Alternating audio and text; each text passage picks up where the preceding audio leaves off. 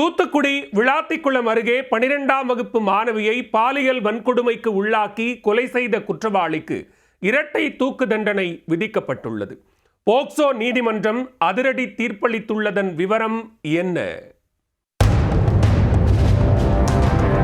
தூத்துக்குடி மாவட்டம் விளாத்திக்குளம் அருகே 12ஆம் வகுப்பு மாணவியை பாலியல் வன்கொடுமைக்கு உள்ளாக்கி கொலை செய்த குற்றவாளிக்கு இரட்டை தூக்கு தண்டனை விதிக்கப்பட்டிருக்கிறது.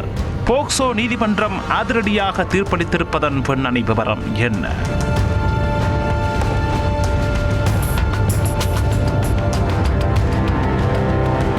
தமிழ்நாட்டையே உலுக்கிய வேடநத்தம் கொடூர சம்பவம் தொடர்பாக 77 நாட்களில் தூத்துக்குடி போக்சோ நீதிமன்றம் தீர்ப்பளித்திருக்கிறது. 17 நாட்களில் போலீசார் குற்றப்பத்திரிகை தாக்கல் செய்த நிலையில் 73 சாட்சிகளிடம் விசாரணை நடத்திய நீதிமன்றம் குற்றவாளிக்கு அதிகபட்ச தண்டனை விதித்திருக்கிறது. நடந்தது என்ன? தூத்துக்குடி மாவட்டம் விளாத்திக்குளம் அருகே வேடநத்தம் கிராமத்தைச் சேர்ந்த 17 வயது சிறுமி கடந்த மார்ச் மாதம் 10ஆம் தேதி இயற்கை உபாதை கழிக்கச் சென்றார். நீண்ட நேரமாகியும் அவர் வீடு திரும்பாததால் குடும்பத்தினர் ஊர் முழுவதும் தேடி பார்த்தும் சிறுமி கிடைக்கவில்லை. மறுநாள் ஊருக்கு வெளியே உள்ள காட்டுப்பகுதியில் மாணவி சடலமாக மீட்கப்பட்டார். இந்த சம்பவம் குறித்து வழக்கு பதிவு செய்த கொளத்தூர் போலீசார் தொடக்கத்தில் குற்றவாளியை அடையாளம் காண முடியாமல் திணறி போனார்கள். இதனால் குற்றவாளியை விரைந்து கைது செய்ய வலியுறுத்தி உறவினர்கள் மற்றும் கிராம மக்கள் தொடர் போராட்டங்களில் ஈடுபட்டனர். இறுதியாக ஊருக்கு வெளியே காற்றாலையில் இருந்த சிசிடிவி காட்சியின் மூலம் குற்றவாளி அடையாளம் காணப்பட்டார். விசாரணையில் அவர் தூத்துக்குடியில் உள்ள ராஜபாண்டி நகரைச் சேர்ந்த தர்ம முனீஸ்வரன் என்பது தெரிய வந்தது. சம்பவம் நிகழ்ந்து 7 நாட்களுக்கு பின் மார்ச் 20ஆம் தேதி போலீசார் அவரை கைது செய்தனர். மாணவியை பாலியல் வன்கொடுமைக்கு உள்ளாக்கி கொலை செய்த வழக்கு தூத்துக்குடி மாவட்ட போக்சோ நீதிமன்றத்தில் நடைபெற்று வந்தது. கொடூர சம்பவம் நிகழ்ந்த 17 நாட்களிலேயே போலீசார் குற்றப்பத்திரிகை தாக்கல் செய்தனர்.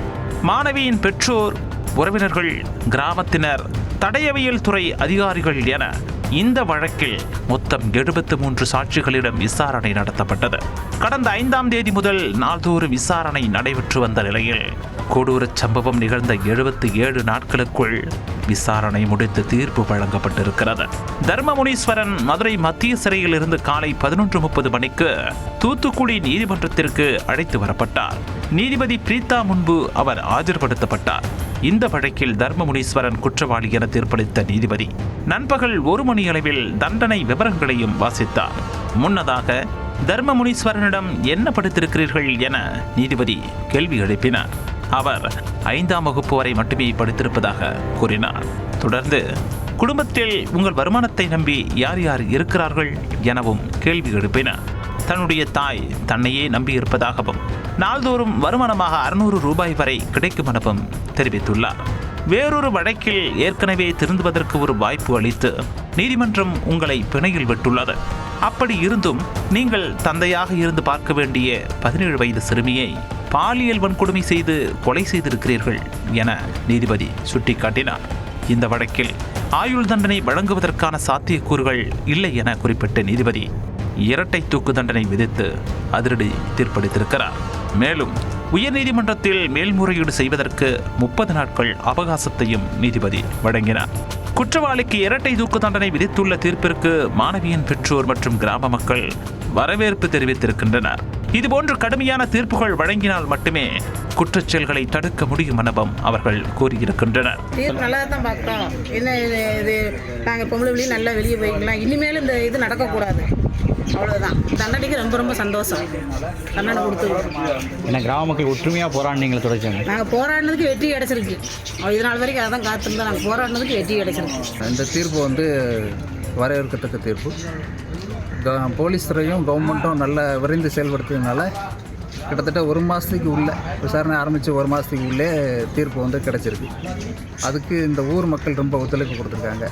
விசாரணைக்கு முழு அளவில் ஒத்துழைப்பு கொடுத்ததுனால தான் இவ்வளோ சீக்கிரமாக அந்த தீர்ப்பு கிடச்சிருக்கு. இரட்டை மரண தண்டனை அப்படிங்கிறது வரவேற்கத்தக்க தீர்ப்பு. மேலும் அறிவியல் பூர்வமான விசாரணை மற்றும் பரிசோதனைகள் இந்த வழக்கிற்கு முக்கிய ஆதாரமாக விளங்கியதாக வழக்கறிஞர்களும் தெரிவித்திருக்கின்றனர். 104 BNS பிரிவின்படி தூக்கு தண்டனையும் பிரிவு 6 போக்சோ சட்டத்தின்படி தூக்கு தண்டனையும் 127 கிளாஸ் 2 பிஎன்எஸ் பிரிவின்படி ஒரு வருட கடுங்காவல் சிறை தண்டனையும் விதித்து தீர்ப்பளித்துள்ளார்கள். இந்த தீர்ப்பு பெண்கள் மற்றும் குழந்தைகளுக்கு எதிராக பாலியல் வன்கொடுமை செய்ய நினைக்கும் நபர்களுக்கு ஒரு பாடமாக அமையும். இது ஒரு வரலாற்று சிறப்புமிக்க தீர்ப்பாக இருக்கும் என்று நம்புகிறேன். இதற்கிடையே குற்றவாளியின் தாயார் தன்னுடைய மகன் அப்பாவி என்ற ரீதியில் அழுது புலம்பினார்.